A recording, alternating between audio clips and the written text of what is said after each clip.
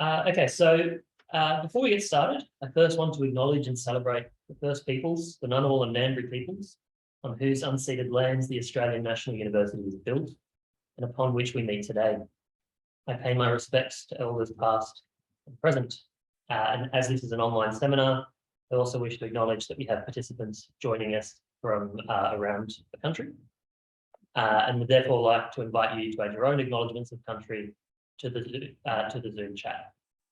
Welcome everyone, both online and in person, to the latest seminar in the Environmental Exchanges series hosted by the ANU Centre for Environmental History. And I am delighted to be able to welcome Dr. Rohan Lloyd to present today's seminar.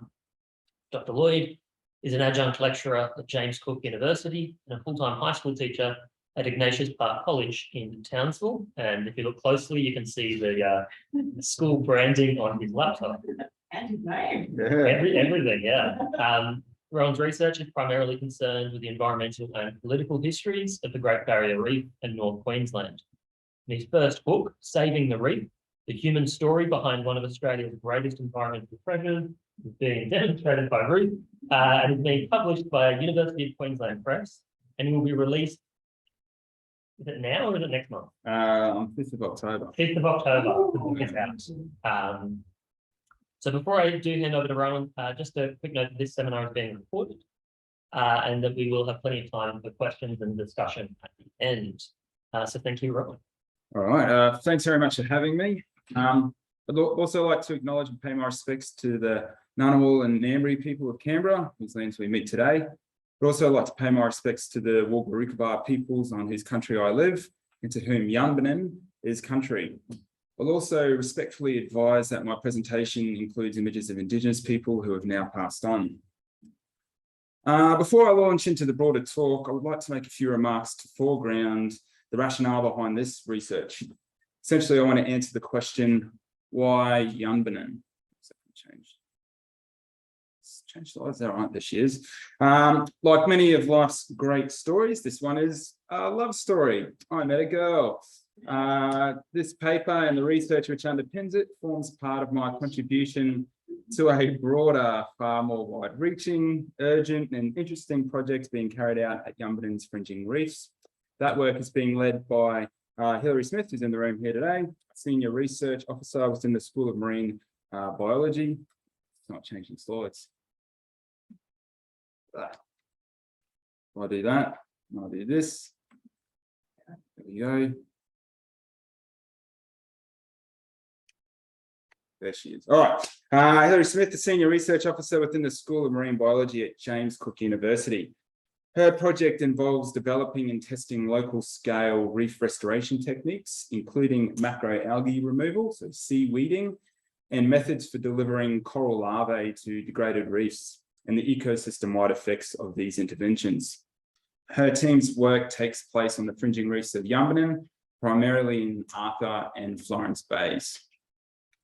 As part of that project, Hilary is seeking to put together a historical analysis of both the quantitative and qualitative data relevant to the abundance of macroalgae on Yunbenun's fringing reefs. Macroalgae are a natural occurring and essential component of reef ecosystems. They serve several functions. They provide food and habitat for fishes and small invertebrates, uptake carbon dioxide, and provide some shading for corals from UV radiation. However, they are also a natural competitor with corals themselves and respond more positively to increased nutrient loadings in sedimentary deposits. In some moments, if there has been a destructive event on coral reefs, macroalgae can settle faster and in greater proportions prior to that event. As a result, in some regions, and particularly at Yunbenun, fringing reefs have become characterized by an abundance of macroalgae and therefore classified as degraded reef ecosystems. Faced with this present dynamic, Hilary's team want to know what the historical data and archive suggests about Yunbenun's fringing reefs through time. Has there been a notable shift in the abundance of macroalgae? Have people who utilize Yunbenun's reefs noticed and discussed them in a way that refers to, comments on, or raises concerns about their change? So this talk is an attempt to address those questions. It focuses on the corals of Yunbenun, particularly in the post-invasion era, It characterises the history of the island's corals in 4 broad phases: acknowledgement, absence, concern, and re-engagement. Overall, it suggests that Yunbenun's other and most notable natural features meant that its fringing reefs were less appreciated, acknowledged, and addressed within the historical engagement of the island. And despite attempts to develop a tourism industry on the island that tapped into the broader imaginings and valuing of the barrier reef, Yunbenun has rarely been characterised comfortably as a barrier reef island in the way that other reef islands have. So Yunbenun emerged as an island some 7,500 years ago at the end of the last glacial maximum. Previously, the island's southwest coast was connected to the current headlands of Cape Paloranda, which my mouse is hovering over there, and Kissing Point, which is just there. As the global oceans rushed upwards, fringing reefs began to emerge in various bays around the island. Fringing reefs are built by the depositing and building up of coral and terrestrial material, which creates a reef flat upon which corals develop.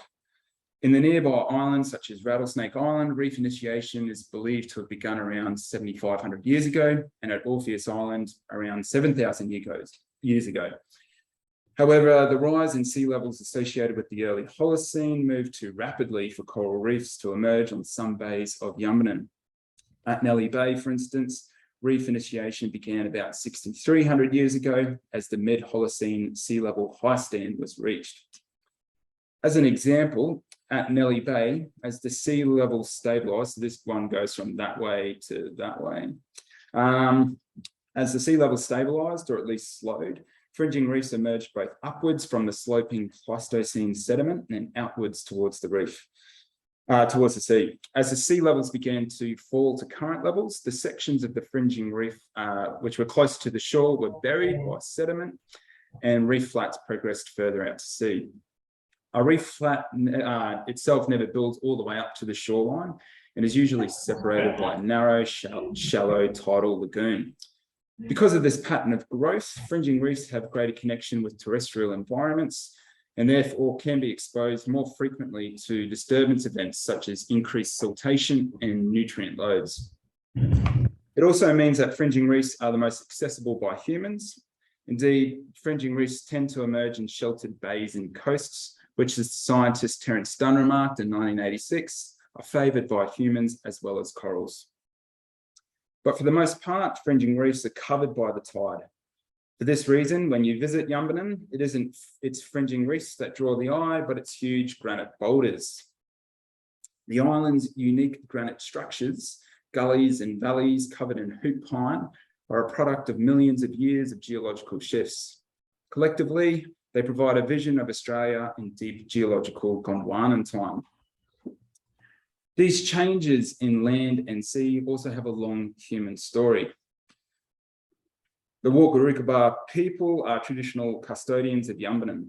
Their story of the island's origins is told through the country-creating serpent Gabel, the snake which also created the Palm Islands and carved the Ross River before heading west, rested at Magnetic Island. For the Walgarukaba, Yunbenun is a living place, and their attachment to it reaches back into the timelessness of deep time. They hunted rock wallaby, possum, turtle, and dugong. They gathered oysters, periwinkle, spider shell, crabs, mussels, baler shells, bush peanut, banana, tomatoes, and plums at various places around the island. Evidence of their long connection to and use of the island abounds, particularly at its fringing reefs. At Cockle Bay, where a now degraded fringing reef exists, the mangrove forests provide plentiful amounts of mangrove oysters, crustaceans, and other fish. At Florence Bay, which also sustains a significant fringing reef, there are still midden sites. At Nelly Bay, archaeologists uncovered a series of tools along the reef flat during investigations necessitated by the development of the Nelly Bay Marina in the late 1980s. For the Walgarukaba, the island's boulders, reefs, creeks, mangrove, and pine forests have always been interconnected. However, like First Nation people across Australia, their connection to country was never ceded, but dislocated and disrupted by the processes of colonisation. Only within the last few decades has their continued connection to Yunbenun become acknowledged, and their knowledge is incorporated into the broader management of the islands. For the settlers, the fringing reefs have tended to be marginalised within their view of the island. since the first English explorers passed Cleveland Bay, it was the boulders which drew their attention. Cook called the island magnetical, believing that the prominent boulders had led his compass awry. Philip Parker King in 1819 also mostly referred to the granite rocks. John Lord Stokes in 1839 referred to the island's scenery, and he wrote that it is densely covered with trees, amidst which a few straggling pines reared their lofty and angular shaped heads, which gave by their variety a picturesque appearance to the scene. The eventual publication of his discoveries in Australia included this image, the first European sketch of Yunbenun. Since this first image, the boulders of Yunbenun have continued to draw the attention of photographers and artists and have been the dominant feature within books, museums, and pamphlets since the 19th century. They are an integral part of the island's imagery and so unescapable that they have become architectural features within some of the island's homes. This is obviously not the same for the island's fringing reefs. In 1865, when settlement spread north to Cleveland Bay and the port of Townsville was established, Yunbenun became an important site for building materials. Like many other coastal towns along the Barrier Reef, with access to fringing reefs, some of Townsville's government buildings were built from cement manufactured from the coral lime extracted from Yunbenun's fringing reefs. It's unclear, however, from which reefs this coral was taken. Apart from this moment of interaction with Yunbenun's fringing reefs, the historical record is largely devoid of the mention of the island's reefs relevant to the early stages of settlement. Instead, as I've stated, the more visible and prominent features were largely celebrated and acknowledged as part of the island's natural value. After settlement in Townsville was firmly established, Yunbenun served as both a quarantine station, but also quickly supported residents who ran early agricultural and tourism ventures. It was a popular site for picnic parties from the 1870s, and by the end of the 19th century, there were permanent settlements in several of the island's bays. The settlement of Yunbenun aligned with the broader expansion of Townsville's port.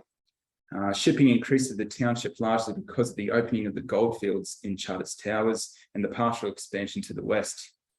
Consequently, dredging works in the Ross Creek and the Outer Harbour began in the 1870s to carve out what is now called Platypus Channel. Until the late 1880s, the spoil from this exercise, which at times measured close to 1,000 tonnes an hour, was dumped just off Yunbenun's Bremer Point. Then from the early 1890s, it was dumped in Cockle Bay, essentially burying Yunbenun's fringing reefs. By 1925, a known destroyer of coral reefs was silt. In the early 20th century, natural history writers and early marine biologists who visited the Barrier Reef took a particular interest in how corals were able to survive. They marveled at the coral polyp and said that their work, the coral polyp's work, was infinitely greater and more lasting than the pyramid builders of Egypt. Or they described polyps as tiny architects responsible for the construction of beautiful corals with a sculpture almost infinite in their variety. Their greatest destroyer and threats to corals, they said, was the sea. But it was already clear, especially after heavy rains and cyclones, that silt runoff could smother and destroy fringing reefs too. At the same time, coral lime mining was relatively widespread across the reef, but it did not register as a known destroyer of reefs. This was largely because the sites that were used for lime were often designated as dead reefs. In 1872, the fringing reef off Cardwell, for instance, which is about 200 kilometres north of Townsville, was described by the police magistrate and collector of customs, Charles Eden, as one mass of dead coral lying loose and easily collected in minutes. Framing dead reefs as a potential source of lime continued well into the 20th century. Historical geographer Ben Daly suggests that coral lime mining occurred at 12 different locations between Townsville and Cairns from 1900 to 1940. In 1951, the Australian Museum marine zoologist Frank McNeill wrote that the reef had a wealth in coral gravels that needed to be turned to account to produce cement. And of course, in 1967, the Cairns Cane Growing Association applied for a lease to mine Ellison Reef near Mission Beach for lime, which promptly started the Save the Reef campaign. So it's not clear when or why the mining of lime at Yunbenun stopped. I can find only one local builder, it's called Rooney and Sons, who was utilising those resources. At Green Island, however, a coral cay, which lies 27 kilometres off Cairns, and at other nearby cays and reefs, coral mining came to an end in the 1920s after the Cairns community and the council acted to protect their natural assets. Unlike Yunbenun, corals formulate a more obvious part of Green Island's natural aesthetic. It was created some 6,000 years ago as the waves of the Pacific deposited sand and coral upon an existing reef flat until it created a mound of debris that was elevated above high tide. Clearly visible coral reefs surround the elevated sands, and the island supports a variety of vegetation and bird life. Like Yunbenun, Green Island is an important part of country for the traditional owners. It was also quickly became a popular picnic and recreational area for early Cairns settlers. Additionally, because of the bird life that it sustains, ornithologists and birders would travel to the island from the early 20th century, and their surveys would feature regularly within the letters and articles of the Royal Australasian Ornithologists Union and magazine EMU. So this is actually from Michaelmas Cay, but it's not far from Green Island. And if you go to Cairns and you do a reef trip, you go to Green Island, then you go to Michaelmas Cay or something like that. In 1922, however, a local Cairns man, Edward Saunders, applied for a series of mining leases on Green Island and two other nearby sites, the Apollo Reef and Oyster Cay. All three of his proposals faced immediate objection, largely because of the effects it would have on the bird life, but also because of the destruction it would bring to the popular picnic reserves. Eventually, the Cairns Council succeeded in having all three mining applications rejected by the Queensland government, and the island and cays were set aside as designated tourist sites. By the 1940s, at Green Island, a resort had been constructed, glass-bottom boat was taking visitors over the reefs, and there was increased regulations placed upon how people interacted with the reef flats and that surrounded the island.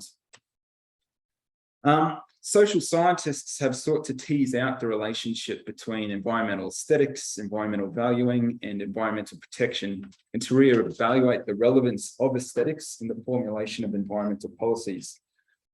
On the Barrier Reef specifically, aesthetics have almost always been at the heart of preservationist and conservation campaigns. Pretty, beautiful, charming places and animals were the earliest elements of the reef that were protected. But birds, turtles, and eventually corals and shells received protection not only because of their aesthetic value, but because they were also visible and accessible. As Barrier Reef social scientists have routinely asserted, the reef's aesthetic translate into economic value, especially where they underpin nature-based recreation and tourism. So there was sort of like a tourism attachment there too. And this occurred at Yunbenun too. By the early 20th century, the island was a popular nature-based recreation and leisure spot. In a promotion of the island in 1906, Edmund Banfield wrote that the attractions of Magnetic Island included bathing, boating, fishing, scaling the pine-clad headlands, hunting wild goats, and deep-sea fishing. In 1925, as part of a broader campaign to protect the reef's birds, Yunbenun was officially gazetted as a sanctuary for native birds and animals, and notices were posted in island launches, which you've just seen clips of there.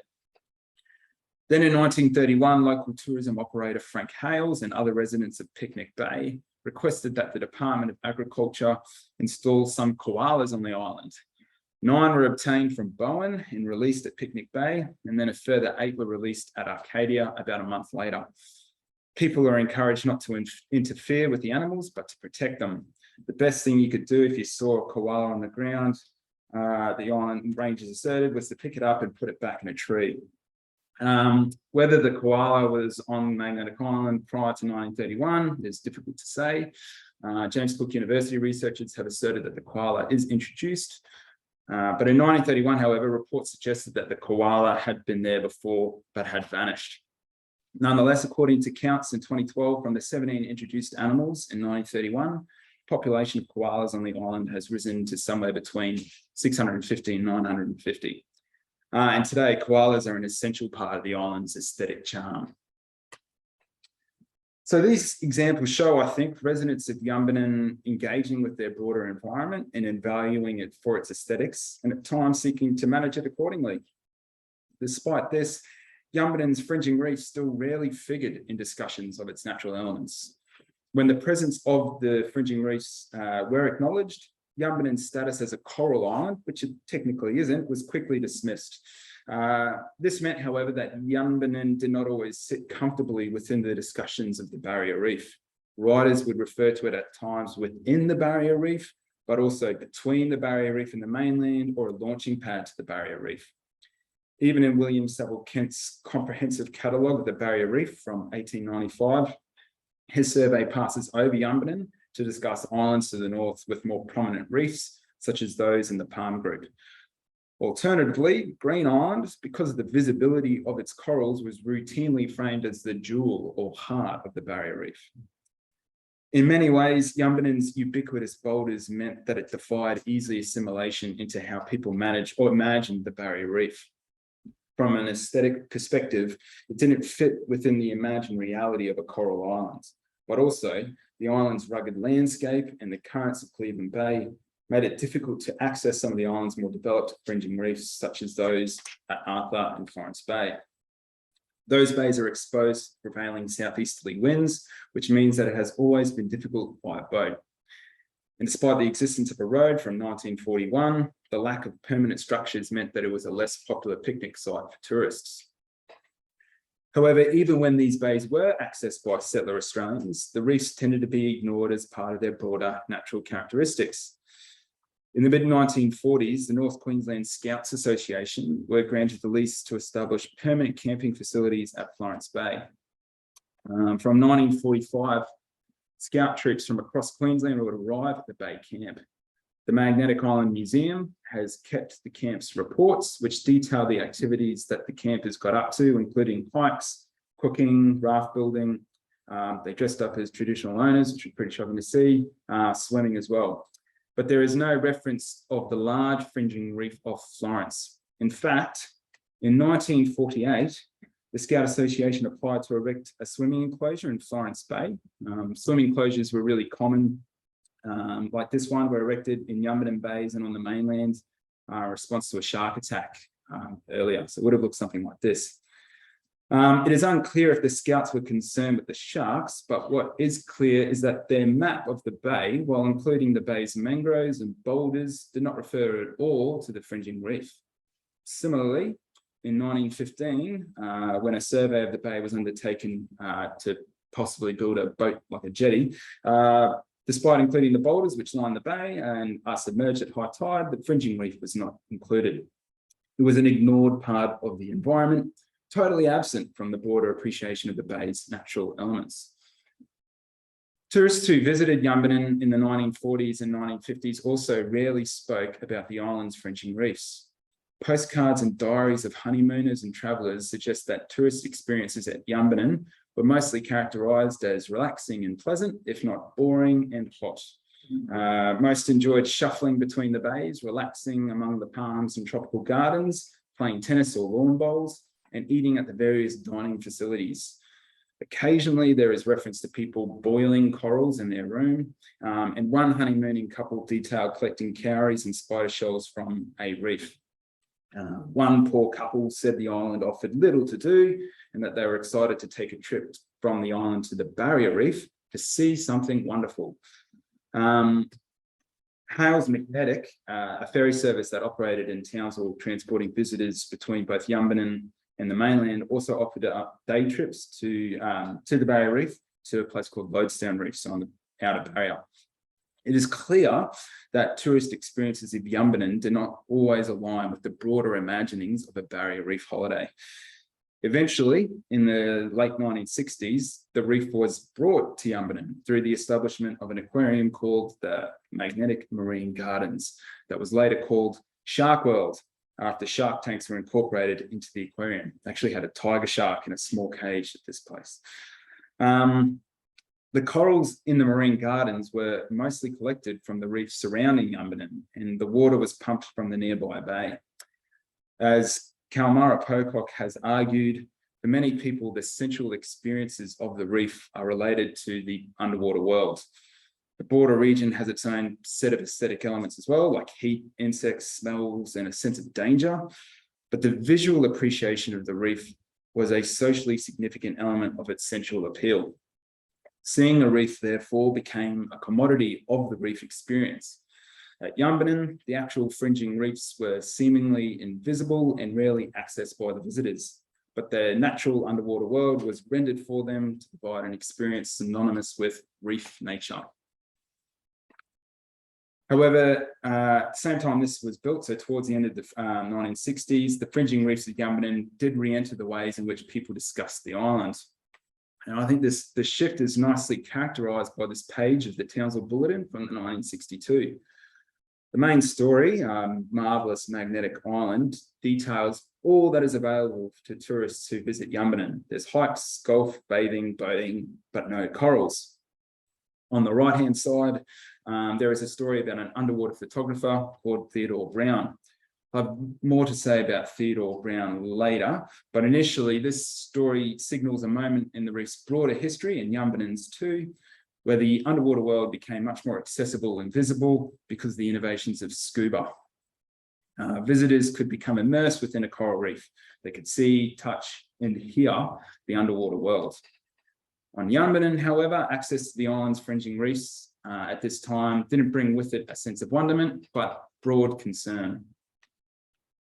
So sometime in the 1950s, the Townsville Harbour Board had shifted the dumping site of their dredge spoil to an area near an inshore reef halfway between the island and the mainland called Middle Reef. So it's this area right there.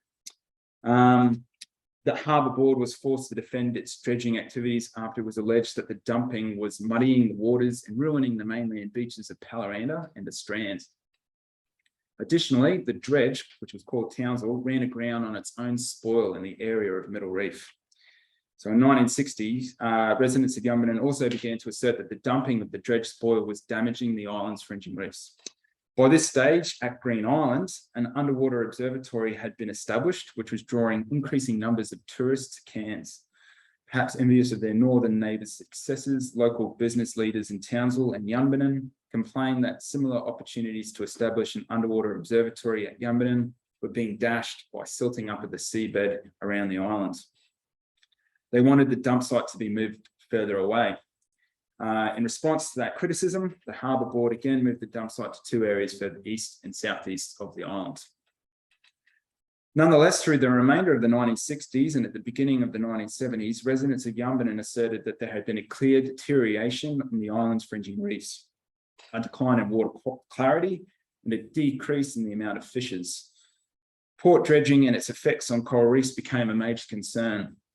When the pioneering Australian marine biologist, Isabel Bennett, published her overview of the Great Barrier Reef in 1971, she wrote, "From a practical viewpoint, it is essential that the waters of a port, Townsville, for example, should be dredged to handle the larger draft ships. The question arises of depositing the quantities of superfluous silt. Should it be dumped far out to sea where the tides and currents may more readily disperse it, a costly procedure, or should the more economical method of depositing it close inshore be adopted where it will eventually smother and destroy the corals surrounding Magnetical Island?" Bennett's comment about Yunbenun's reef had been aided by her affiliation with another researcher, Theodore Brown. At this stage, I'd like to signal that I'll be talking about Brown's research and its influence on the debates regarding Yunbenun's coral reefs and their decline as a result of dredge silt. However, I need to state that there are credibility issues with Brown. In 1993, Brown was arrested in Mackay for child sex offences related to events occurring in the early 1980s. He never faced his charges as he completed suicide the day before facing court. Brown lived off and on at Yunbenun in the 1960s and returned in the 1970s to conduct the research I'm about to detail.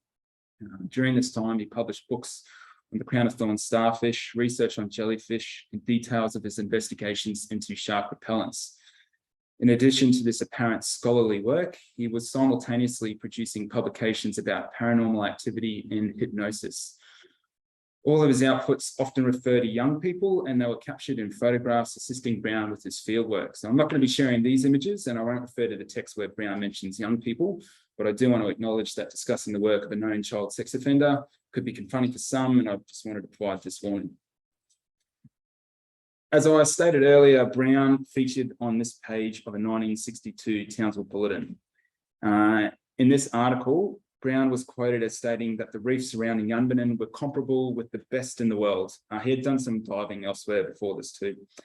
He'd been at the island from 1961 and then left in 1965 to Guam before returning in 1969 to conduct research into the crown of thorns starfish. Brown claimed that by this stage there had been a noticeable decline in Yunbenun's fringing reefs and that there were visible signs of silt pollution. Alongside his work into the crown of thorns, Brown began conducting his own investigation into the decline of the island's reefs. In 1972, the Wildlife Research Institute published his report into silt pollution at Yunbenun and its effects on the island's fringing reefs. Within the report, Brown referred to interviews with long-standing island residents who claimed that dumping of dredge spoil had ruined what had been flourishing coral reefs. Brown's thesis suggested that in the pre-war years through to the 1950s and into the early 1960s, the fringing reefs were healthy, thriving, and that dredge spoil pollution had caused a reduction in water quality, decreased visibility, and brought on the imminent total collapse of the marine ecosystem. He laid out a series of arguments against the 1970s Harbour Board report into the effects of dredging on the fringing reefs, which suggested that any decline in fringing reefs was the consequence of naturally occurring silt runoff following storms. In 1973, Brown claimed that the decline of the island's coral reefs because of silt pollution had created ideal conditions for the increased growth of macroalgae. The beaches of Yunbenun, he claims, were now being polluted with seaweed. And so that's really the first reference I get to this macroalgae problem. All of this concern about Yunbenun's reefs emerged at the same time that the Save the Reef campaign and the associated shift in the reef's conservation politics was unfolding. Yunbenun's reef issues did not figure within that broader campaign, but its residents did voice their concern at possible mining and petroleum drilling on the reef. And for example, Yunbenun's branch of the RSL voiced their protest by asserting that their life on the island gave them a particular interest and regard for reefs and islands. More than that, a spokesman for the RSL branch said, "In wartime, we fought enough of our country to fight to protect it against conquest by outsiders. How can we sit back and do nothing when there is a danger of it being destroyed on the inside by indiscriminate exploitation?" And despite how many times I find these things, it's always amazing where these pockets of support for the conservation of the reef emerge from. The RSL, there you go, fight for the reef. While the threat of mineral and petroleum mining across the reef united much of the broader Australian community towards reef conservation, a significant gap existed between the concern and regard for the reef and actual knowledge in its biological and geological elements. Very little was still known about the Barrier Reef from a marine biology point of view, and both the Queensland and Commonwealth governments struggled to provide clear and informed policy about the reef's protection as a result. In response, the Commonwealth government created the Australian Institute of Marine Science in Townsville in 1972. Then in 1975, the Whitlam government established the Great Barrier Reef Marine Park Authority, which has its headquarters in Townsville as well. And then earlier in 1970, Queen Elizabeth II, who I'm just referring to now to be a part of a moment, officially opened James Cook University in Townsville as well. So with the introduction of these three major research institutions, the fringing reefs of Yunbenun became more routinely investigated, and the findings from that research became central to the understanding of the Indo-Pacific coral reefs. Both the scientists and the science they published turned marine biology into a considerable academic community within the Townsville region. Likely the most significant finding was the observation of coral reproduction through mass spawning events on Yunbenun and Orpheus Islands fringing reefs. In the early 1980s, the team led by then PhD students Peter Harrison and Betty Willis observed that various species of coral spawn within a brief period relating to moon cycles and water temperatures. In addition to scientists researching Yunbenun's underwater environment, the public were also now more capable of visiting these parts of the island through innovations and affordability of snorkeling and scuba gear. Guidebooks for snorkeling and scuba diving on Yunbenun were printed and distributed in the 1980s. But even in the late 1970s, there were reports of increased visitors to more isolated areas of the island, such as Florence Bay, and concerns around the amount of damage these visitors were doing to the local environment.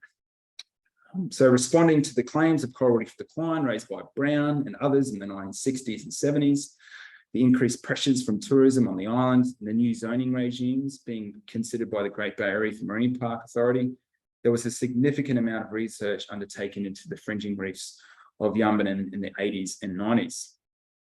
In 1986, Grabrumpa, just the Marine Park Authority, hosted a workshop into fringing reefs to address the paucity of information about fringing reefs at the time and to guide management problems at various reef islands, including Yunbenun.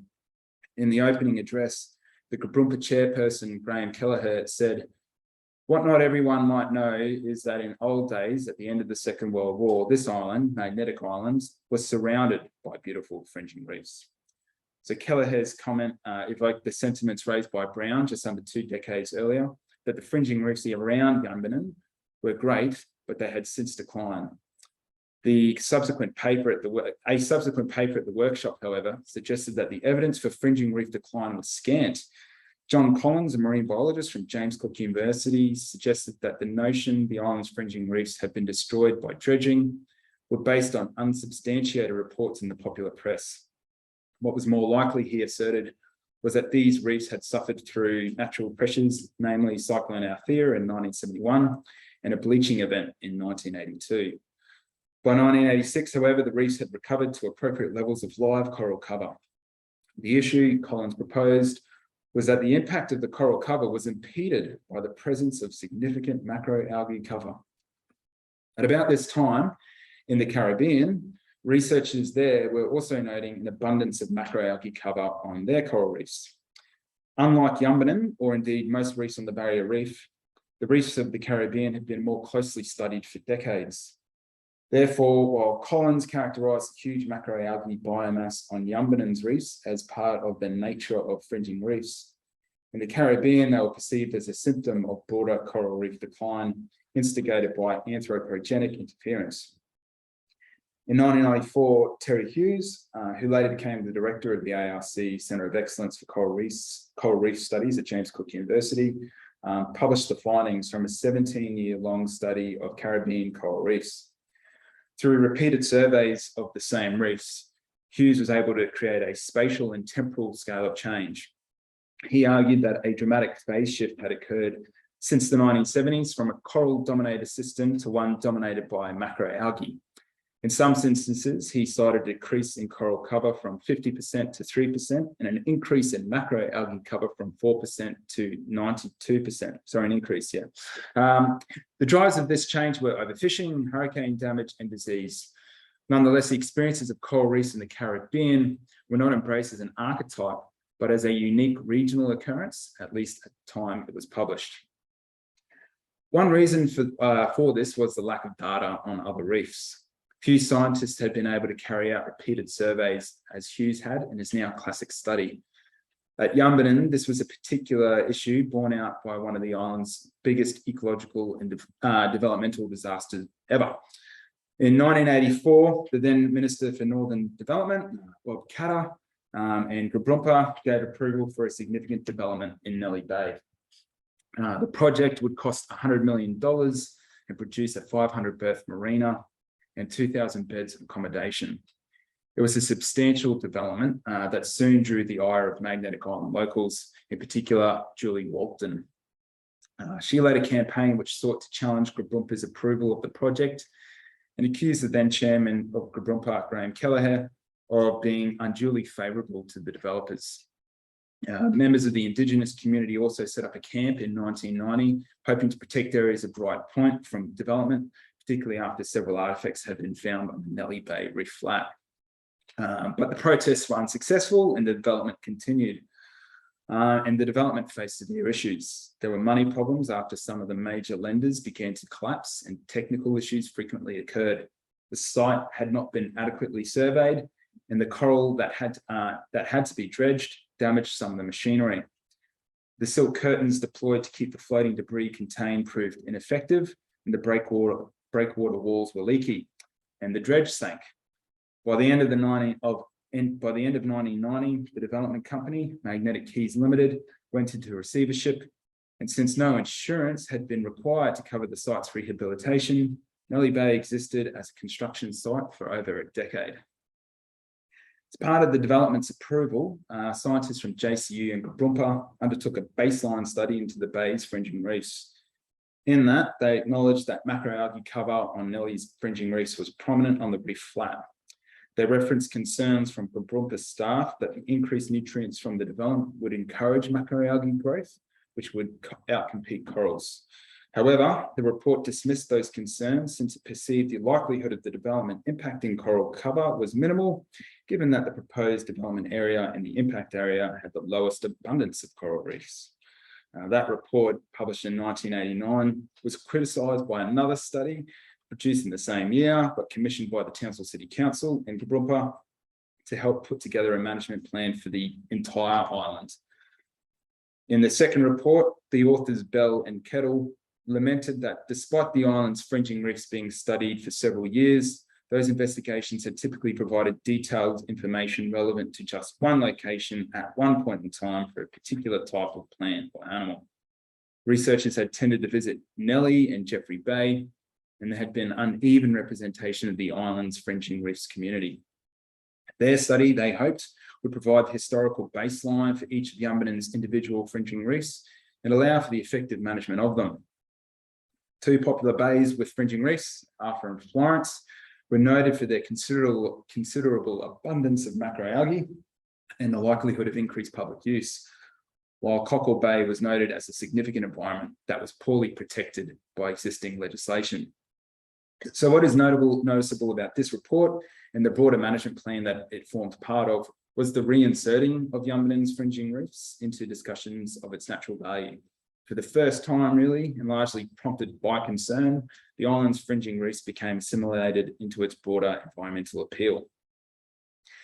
Today, Yunbenun's fringing reefs are largely protected as conservation areas or marine park zones within the broader Barrier Reef Marine Park. Tourist advertisements incorporate the fringing reefs as a core part of the island's attractions too, and there are a series of dive shops that promote the island's snorkeling and scuba opportunities. There remains, however, a clear juxtaposition between experiencing the reefs of Yunbenun and those of the Outer Barrier. Yunbenun is still at times positioned as a gateway to the Barrier Reef. It sits in a liminal space that isn't quite reef, but also not mainland. One initiative that leans into this liminality is the Museum of Underwater Arts Ocean Sentinels project. The museum already has two sculptures established near Townsville. One is Ocean Siren. It's an interactive sculpture that stands off Townsville Strand and glows certain colours in line with the reef's ocean temperatures. Further out on the Outer Barrier at John Brewer, there is a coral greenhouse. And at Yunbenun, the in-between, the museum is going to install 8 underwater sculptures called Ocean Sentinels, made from concrete and steel, depicting different people connected to the conservation of the Barrier Reef. Their statues will be placed near the popular beach of Alma Bay and form a new snorkeling trail. The sculptures, which already artistically blend both human figures and the marine worlds the individuals sought to protect, will hopefully one day be covered in new coral. Already at the coral greenhouse, the colonizing organisms on those structures are mostly just turf and coralline algae. The only live corals that exist are those that have been regularly affixed and replaced to the structures. So the eventual site for the Sentinels suggests that the statues themselves, rather than the nearby existing fringing reefs or the colonizing organisms, will be the attraction. And this is perhaps because there have been protests and concerns raised by locals who feared setting the statues close to existing reefs would place increased pressures on protected but already stressed ecosystems. It's also possible that the island's fringing reefs are just not of interest to visitors. During the closing summary of the 1986 Fringing Reef Workshop, which I referred to earlier, the marine scientist Don Kinsey suggested that people, here are his quotes, were trying too hard to convince themselves of the beauty of fringing reefs, when in reality, there is a low interest in them from tourists because, again, they are not very pretty and are generally in dirty water. Even scientists themselves, according to a 2020 study, prefer to work in warmer, calmer, and attractive coral reef locations and to study more behaviourally bold and pretty, preferably yellow fishes.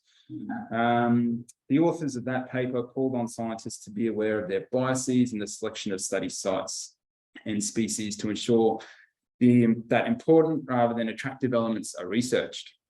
Kinsey hoped that future reef tourists would be given suitable guidance to a better sense of the subtle beauties of fringing reefs.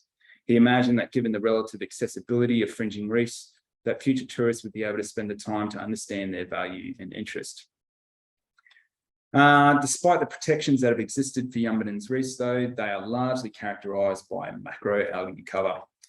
In an AIMS report of inshore reefs published in 2021, the authors said that macroalgae cover was so dense at Yunbenun that coral settlement there was the poorest in the region. Overall, the island was given a poor index score for reefs. Hillary's research is investigating the effects of removing this macroalgae for coral settlement. Part of her work also involves citizen scientists, and the removed algae is kept on country and donated to a local school for composting purposes. It is hoped, much like many reef restoration and resilience projects, that this intervention could be scalable to other fringing reefs with significant macroalgae cover and help improve or at least maintain the fringing reef system. And their work, where there's some pictures of it there, has had positive results, and there is a visual and quantitative difference in coral cover in sites where macroalgae had been removed. So the one in February 2020, it's before macroalgae, just before macroalgae was removed, and then coral settlement has increased there.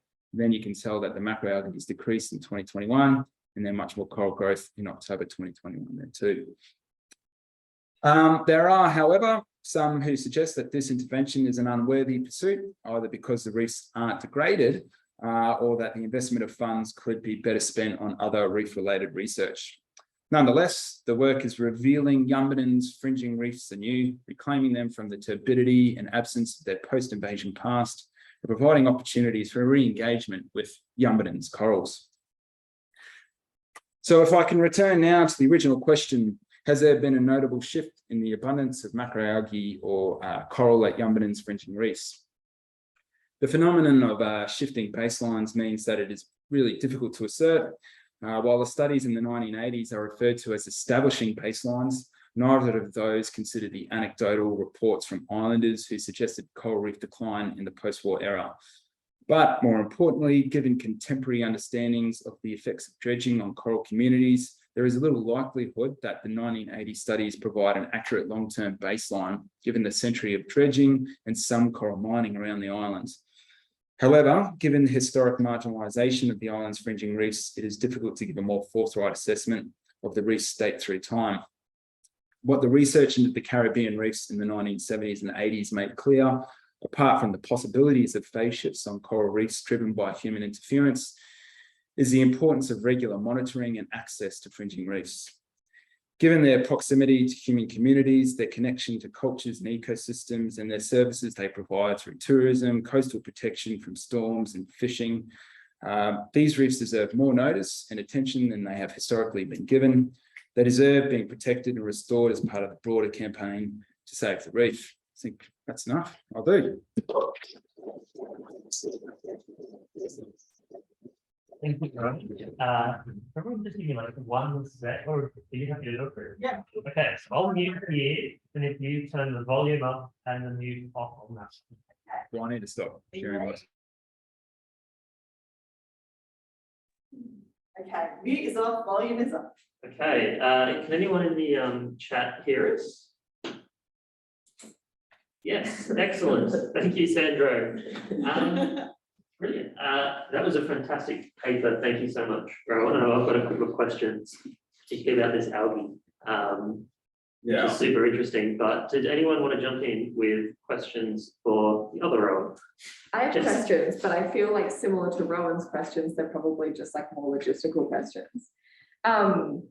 Firstly, how many people are permanent residents on the island? So it became clear as you were talking that further through the 20th century, we got like the more people seem to be permanently residing on the island. Is that the case? And is it that they're in tourism predominantly, or what? Yeah. Kind of, are they? There's about 2,000 people who live on the island. So there's a school there.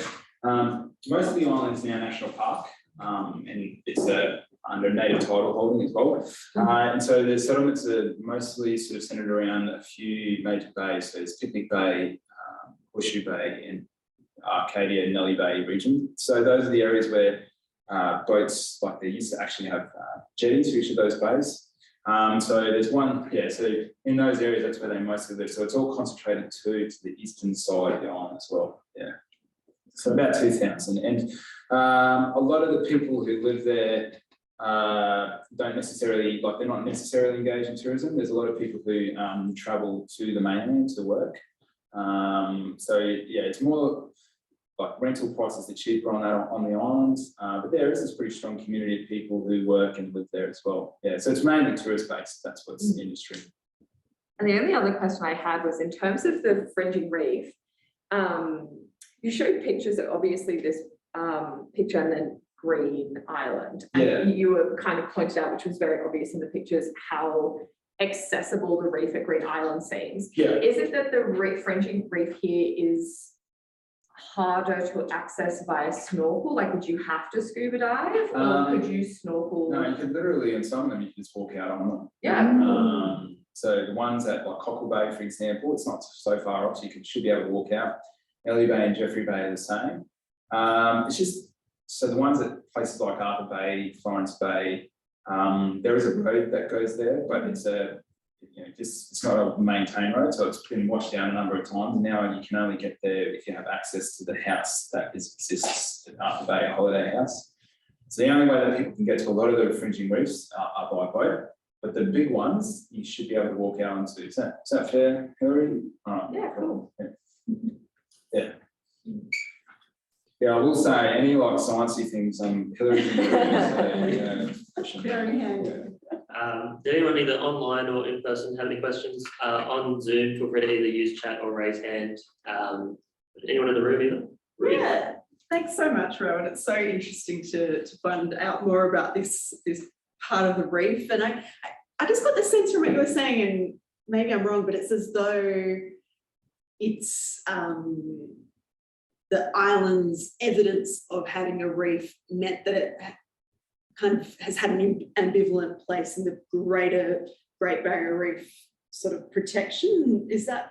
In terms of the protection of the reef, so I think when people think about, like today, if I said with the Great Barrier Reef, saving the Great Barrier Reef, they'll think of corals.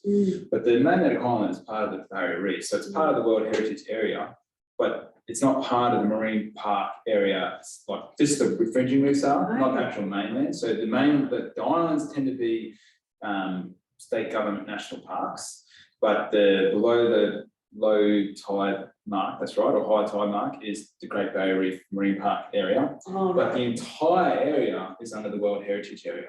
So it's like this confusing like management system idea. So there's lots of interesting stuff been written about that, like the difficulties in managing these areas when you're between these governments, but also have like different, like metrics that you measure by.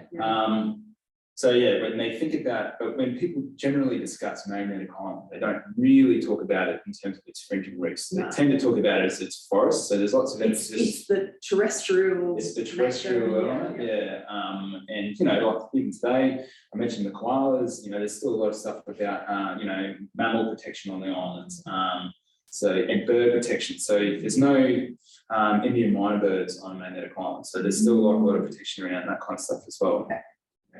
Interesting. But they are definitely protected. You're not allowed to take from those reefs. They're protected under the marine park authority. So, Rowan, is this a chapter in your book? And do you make the case that it's part of your book? It's like a paragraph. I'm from Townsville, and my house I can almost see magnetic island from my house, or Yunbenun from my house. This is really a passion project, but also part of Hillary's broader research. But there are elements of what I just said in the book. And to what extent was the concern around birds connected also to the reefs?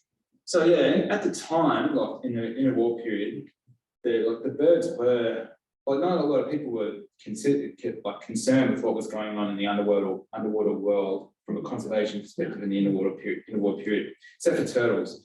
but they were more concerned with turtles when they came onto lands, to nest, because that's when they would be butchered, whatever. So with birds, they, in certain seasons, certain birds all are about these caves. In the area where we live, not far from theirs, towards Hinchinbrook, that's where the Torres Strait Pied Imperial Pigeon goes, and they, that was a really common bird to be protected early on because there's so many of them. People would go and hunt them and shoot them, right? But the sheer scale of these birds made them an eyesore and something wondrous. So that was an important part in the early ideas of conserving the reef, that the birds were the wonder of the reef. And that was what informed a lot of early preservationist campaigns on the reef. So by Second World War, most of the islands of the Barrier Reef were protected under as bird sanctuaries. Yeah, it's so common that the role of the birding. Yeah, I guess it's because they're so visible, I think what I've learned more and more about Barrier Reef conservation is visibility matters. Yep. And they were just so visible that's what, and same with the turtle as well. This is a related question. But I'm just interested in where there was, I guess, resistance to development and concern about the reef or the surrounding area. Did you get a sense of whether and how those justifications for protection changed over the time period you were looking at? Yeah, well, definitely for the Save the Reef campaign, so that was 1967 to 75. I would say that there was this, it was a bit more abstract. They were talking about this is something that's wonderful, but also kind of useful, but the tourism didn't truly exist by that stage. And in 1960, in the Save the Reef campaign, there was a sense of biological conservation about it, but there was also a really convincing part of it too, was the idea that if we drill the reef for oil or we mine it for minerals, then we will destroy the opportunity to have renewable income through tourism. So that was a really compelling part of that campaign. But since the Save the Reef campaign, I guess there's been a shift in environmentalism as well. So the stuff around Nellie Bay was largely about biological conservation, but also, as mentioned, native title land rights as well, in connection to country. So that's definitely shifted today. And Magnetic Island, largely because of that Nellie Bay incident, has a really acute sense of environmental justice and protection. It's a really important part of the island community's social identity, I suppose. Yeah. So any sort of development that happens now has to be is sort of framed with that in mind. So they're often really unintrusive, like walkways over certain capes and things like that, take on a lot of public consultation. And even conservation, like those reef sentinels that I mentioned, like at the heart of that is like an ethic of conservation. They're trying to bring attention to coral reefs, to get people to think about them and to engage in conserving the reef. But the local islanders, don't want them in certain places, because they're like, we don't want they don't want that sort of increased pressure on some of their more precious or under stressed ecosystems as well. We've got a question from Jared. If you want to speak, Jared. Yeah, I'll talk. Thank you. Thanks, Rowan. Thanks for that talk. I have a question about, I suppose, reef pasts and futures. I'm probably most familiar with kind of like reef, I suppose, reefs within the history of geology, in which kind of people like Darwin and James White Dana are talking about the formation of reefs in a kind of like timeline. I got really interested in that diagram that you put up early on about the way that the reefs around Magnetic Island had formed, and the kind of, I suppose, the detritus of past reefs kind of sit in on the edges of the sediment or the strata around, or the seafloor around the island at the moment. I want to ask you whether you get any sense of people talking about Magnetic Island as a possible past or future of the reef kind of as a whole, or whether there are any kind of stories or accounts or hypotheses of that kind of develop around possibly the late 19th century through to now. I just want to ask whether you had any reflections on that. So you're sort of asking me whether or not when people talk about Yunbenun and whether or not it has like to do with this sense of its geological origins and geological futures. Is that what you mean? Yeah, but also like kind of where it fits in, you know, in terms of like you say that it's a very different type of reef to a lot of the other, you know, the more famous reefs in the World Heritage area. Yeah. I wonder whether, you know, there were any kind of hypotheses about, you know, where it fits in within like a typology of those reefs, whether there's a temporality to that typology, those types of things. Yeah. Well, the paper from which I grabbed those pictures that you liked, they do that. So like there's lots of folks who are interested in reef geomorphology who engage in those types of things, and there's a lot of like discussion or investigation or research into coral coring. So you know, seeking the origins of certain reefs and dating certain corals as well. And that actually has been done on some of the bigger corals that were in Nelly Bay prior, and some of those were removed as well from Nelly Bay prior to that Nelly Bay marina development. So that definitely exists. But yeah, I guess I'm not super into that research because it's sometimes in a different language, as you probably would know. But the island itself, so the island was and this is one thing that has changed over time since I was a kid. So the island itself in the Second World War was had a naval base there, HMAS Magnetic. It also had a series of forts. And so on one of the hills, there's a popular walk called the Forts Walk. And as a kid, I distinctly remember that a lot of the signage was largely to do with World War II or military history, because there's still some remains of like the latrines or whatever. And then there's the pillboxes at the top too. Now, at the top of those pillboxes, so there used to be things about the Second World War, what it was like to be there. Now, it's all about the geological history of the islands, because from that view, you can get a really great sense of it's just an incredible view of these boulders that just sort of, you know, they look like awkwardly stacked marbles that could like teeter at any moment. And in that discussion, they do have sign from memory of the creation of the islands through time. So it is there. It's part of the way that people think about that area as well. Yeah, thanks. Just a quick follow-up on that. I wonder, you know, one of the categories for UNESCO World Heritage kind of preservation is geological history or instances of geological history. So I wonder whether that's kind of played into that as well. But thank you. Yeah, I would say too, and on those walks as well, there's an increasing amount of acknowledgement of Wulgaruka presence there too. So yeah, that also plays into those World Heritage UNESCO characteristics too. I also got asked, you brought up World War II. So if you looked at the, I don't know, were they doing surveys and things like that at that point, and perhaps talking about the reef? Yeah, they were. In fact, you know, there's a part of like reef history is the presence of Japanese divers in the Torres Strait and down the reefs looking for pearl shell and trochus. And a lot of people who wanted the reef to be who wanted early conservation or investigation of the reef would do it under nationalistic tones. And as war began, they were concerned that the Japanese, because of their affinity with the area from trochus shelling and pearl shelling, had a better understanding of the reef than the Australians had.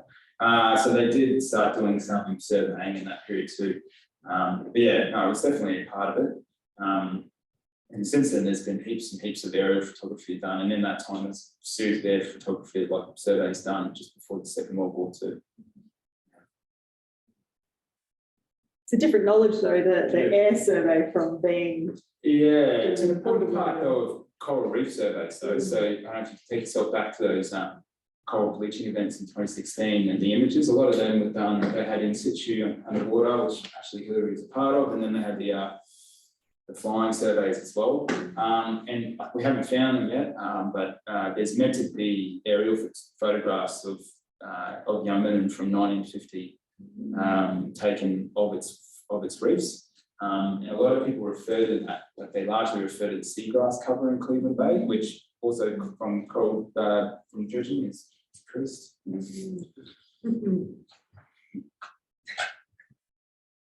I might jump in that I'm very interested in, you mentioned it right at the end, so I think this might be a question for Hillary as well, about this idea of removing some of the macroalgae. Yeah.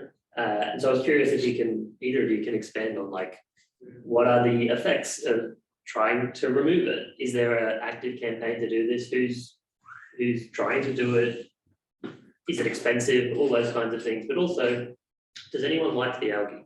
Is there a campaign to protect the algae in any way? Because this is kind of one of those classic things in like rehabilitation, that a lot of the introduced or the problem species get their own kind of campaign for protection. But obviously the algae is not quite as cute as a koala, so it's probably not the same.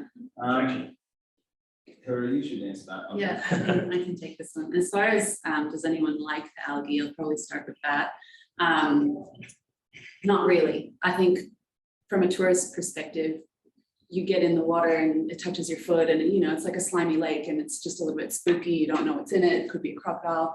I have been working a lot with the traditional owners, and they talk about the recipes that they remember their grandparents using, and the fact that the animals that they used to eat don't exist anymore on these reefs. And they want to try to use the algae to resurrect some of those recipes. So I have been dropping off bags of seaweed to the traditional owners. I don't know what the outcome has been, but no one really likes it. It is a native species, so I don't want to mischaracterize it as invasive. And as far as the campaign to remove it, there was a large investment study from the Reef Restoration and Adaptation Program, which is one of these like multi-million-dollar investments from the government into the Great Barrier Reef Foundation, which maybe you've heard of overseas. And they did this large investment case that's looked at all the different options to save the reef, the cost of them, the potential biological or physical effects of them, as well as the social acceptance. And then they chose, based on some kind of risk benefit matrix, which ones were worth pursuing. And removal of seaweed was not one of those, because they were seeking to prioritize projects that were preventive, so for reefs that were not already degraded, and or could be implemented on a very large scale. So biocontrol of seaweed was not one that was prioritized. That said, it has been trialed on other reefs around the world where they have different species of algae, and it has had positive effects, but it hasn't really been tried on the Great Barrier Reef. That said, I guess my perspective is that it's actually one of the only ones that's financially scalable that's been identified through this Reef Restoration and Adaptation Program, because it can harness untrained individuals. Like, my research takes out everyday people that have sometimes never seen the ocean, and they help pull the seaweed out. So it takes no training at all. And the effects of it, I guess, yeah, you do have some associated animals and epileptic things that you take out with it. And that's part of the research, is figuring out, yeah, what are we taking out? Is it good or bad? So far, we're 4 years into the project. There's no downside. So it's hard to say there's like a bad part, but we haven't studied every aspect because it's just me and my boss. And so yeah, two of us we reach capacity on our research pretty quickly. Yeah, and students turn over. Oh, this guys would know. That's super interesting. Thank you for indulging my theory. Yeah. That's why I chose she was here. It's a good question, and this is one of these scientific articles. You might be the same. I download all of them. I never really read them. Yeah. But there is a scientific article that I'm just looking at here that talks about these micro algae as being important in soaking up phosphorus and nitrate runoff in water. So it does have a sort of useful ecological purpose. I'm not sure, have you come across that? Yeah, a little bit. It's able to uptake nutrients a lot faster. Yeah. Corals don't mind nutrients. I think there's a large literature that says that corals will just drop dead if they're exposed to phosphorus and nitrogen, but that's not the case. They actually don't mind it. It's when those nutrients are trapped within sediment flocks that it blocks their mouths. So I think the other aspect is that seaweeds are often argued to be a carbon sink by taking up carbon dioxide, and but they also have a natural senescence cycle. So they die off every winter. So they re-release all of those nutrients, all of that carbon. So actually something for the future that I'd like to do is quantify, like if you actually remove it when it's at its highest biomass, is that actually capturing that carbon and those nutrients, removing it and putting it back, you know, burying it on land, but who knows? Yeah. Interesting. Complicated math. Did anyone else have questions either in the room or on Zoom? I have another curious question. Bruce, No, no, you go, Jess. Oh, mine was just about, you talk about the invasive species. I was really struck by the, when you're talking about the introduction of koalas. Yeah. And like, has there been any push, like, has there been any demonstrable damage done by koalas or anything like that? Well, the fact that you're, you know, they said what, they put in a couple of dozen and we're up to nearly, potentially like nearly 1,000 koalas on the island. Yeah. Has there been any push, or is it because they're like cute native animals that they're considered like completely non-invasive at all? Yeah, it's a lot of like it's just they're Yeah. just cute. If anything, which is kind of weird. They sort of say that the humans are the problems for the koalas. You know, Yeah. like, you know, because development will encroach on their land. Yeah, because like, you know, if they're an introduced species, it's a sort of like a weird thing to like talk about. We brought you here, mate.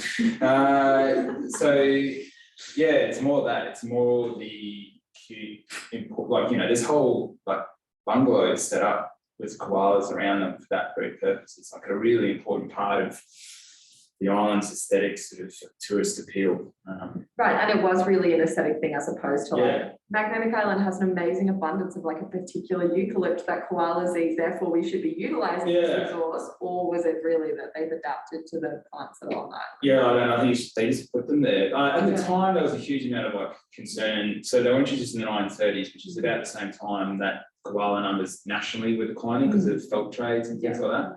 So it was part of a conservation campaign, so to speak.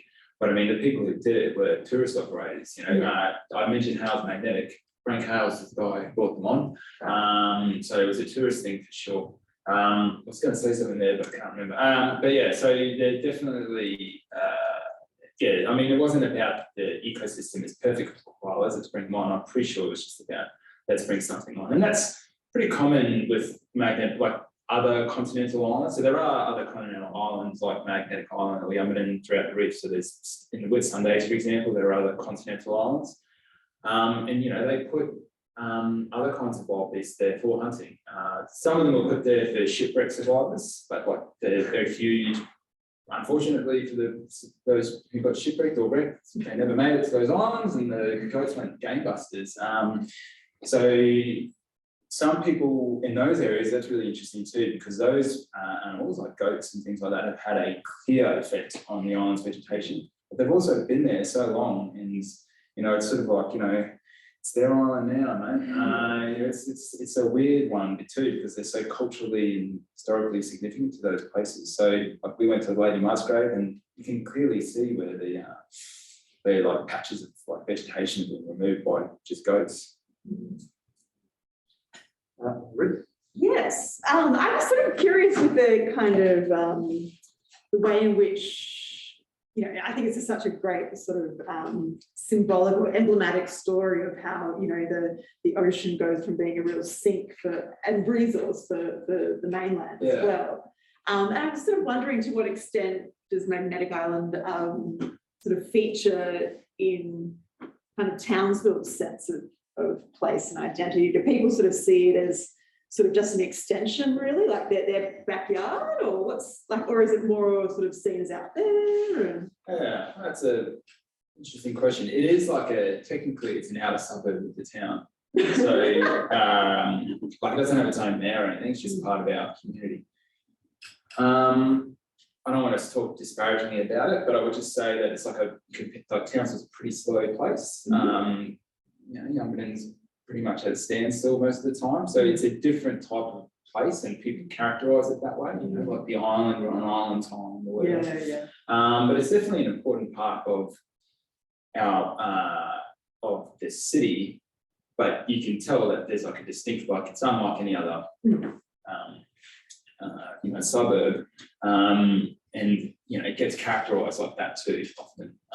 But yeah, I mean, I've been living there like almost all my life. So for me, it's just like, whatever. But you know, Hillary's more like, would you say that's fair? Oh, yeah, I would say like tourism campaigns for Townsville often only picture magnetic island. Yeah, right, that's the draw card, so it's Yeah. sort of Yeah. interesting. Yeah, not the barrier reef so much, I would say. Like, you know, they're not talking about the barrier reef with the magnetic island. This specific place. So interesting, that visibility factor. Yeah, So, yeah. yeah, that is. Funny that. So do you know when, you talk about scuba, but when was snorkeling? Yeah, it's really hard to sort of, and I have like, you know, seriously tried, I should, you know, like when I was doing the PhD and even doing extra research on the book, it's just really difficult to find when these things pop in and out. I think because also a lot of people were reef walking, so that was really popular. Reef walking was really, really popular. And then like more, I don't know, like space agey type of innovations like glass bottom boats and underwater observatories and then aquariums with tiger sharks or whatever. You know, maybe people just wanted to do that. And there is also like an idea too that before the water visibility was particularly poor, you could just, I mean, still in some places around the island on a pretty good day, you can see these types of things, you know, and different reefs too. So it's hard to tell when and why. I do know that though in the 1960s, there's both more scuba, but then there's also more reef biologists too. So even scientists themselves are like, oh, we can finally get under there and, you know, touch these things and hear them and stuff like that. Before that, it was mostly like reef science was dominated by reef geologists. And you know, some of the big time reef works at the time, like before the 1960s, were done by reef geologists. And so I refer to Isabel Bennett, her and I think it was their supervisor, William Dakin. You know, they were doing some of the earliest stuff out of Australian Museum. And I think they were really just looking at the collections that people had, the shell collections. So a lot of the research that was done on biology was done on things that were removed from the reef and then researched in museums elsewhere, which is also like, yeah, I guess really interesting too, because there are these like huge collections of corals and shells that, you know, what do we do with these things, you know? This might be a stupid question, but was scuba then like developed as a technology for people to be able to access these spaces for recreation, or like was it kind of spearheaded by people who wanted to be able to access it? Because like it strikes me that would have opened up a whole new avenue of research for people who can then actually access the reef as opposed to having to extract things because they can't hold their breath underwater for long periods of time. Yeah. Or was there technology before that? I don't know. So yeah, it's a good question, and it's something that I want, I'd like to do a bit more research. So like my very basic understanding is that yeah, like I said, they would remove the corals or whatever and put them in an aquarium to research them that way. Yeah. And then to get a better visual sense, the first innovation was really underwater photography. So you could get to like a shallow reef and then kind of like use a box camera, shove it under and take a picture. So that was pretty early on. There were some people going underwater. Like, I think one of them, I think actually Frank Hurley was doing underwater photography in Sydney Harbour in the interwar period. I remember seeing something like that in History Australia not too long ago. Really vivid pictures of corals in Sydney Harbour and things like that. And then, the more fascination with the underwater world developed. I think it was largely a sort of like both tourist experience and adventurous, like, you know, like an underwater adventurer, so to speak. But then scientists themselves quickly made use of that innovation because they could do things like surveys on the water and transects and things like that. You know, like a really common form of early like reef, and they still do this. Is like a boat drags you or you hold on to something and you count the things you see as you're passing over reefs. And they would do that with like snorkel gear and things like that.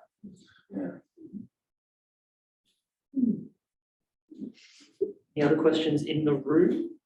Jared has said in the chat of Zoom that that's Anna Elias's work. Yeah, that's right. Yeah, it's really good stuff. And when they published it too, they published it with the pictures, which are insane because they kind of look like a diorama, but they're not. Must have been frightening. Oh, I did have a question about the use of the coral line back, and you mentioned the line for building supplies. Yeah. Was it also for agriculture? So, Or is that a different part of the reef? yeah, sort of mostly in the early phase, it was for coral. The coral line was used for building materials.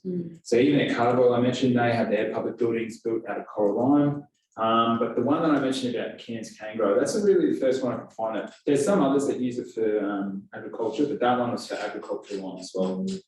And they used phosphate as well, which deposits on the reef in huge numbers too. In fact, there's a massive on Heron Island,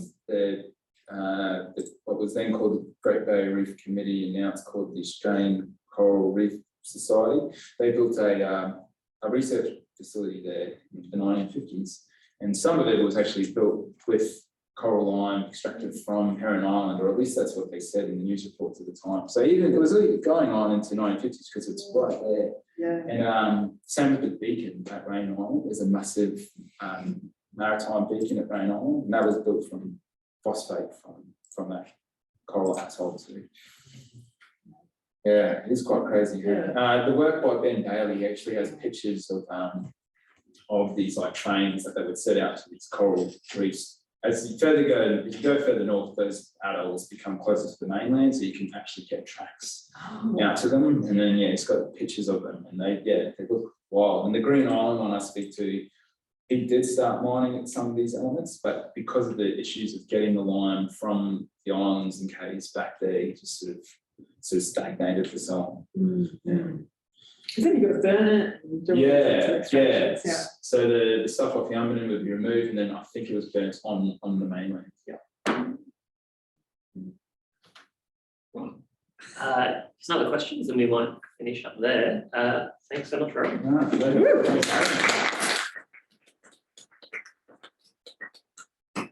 Oh, so many exciting things. Well, because I was thinking Kangaroo Island,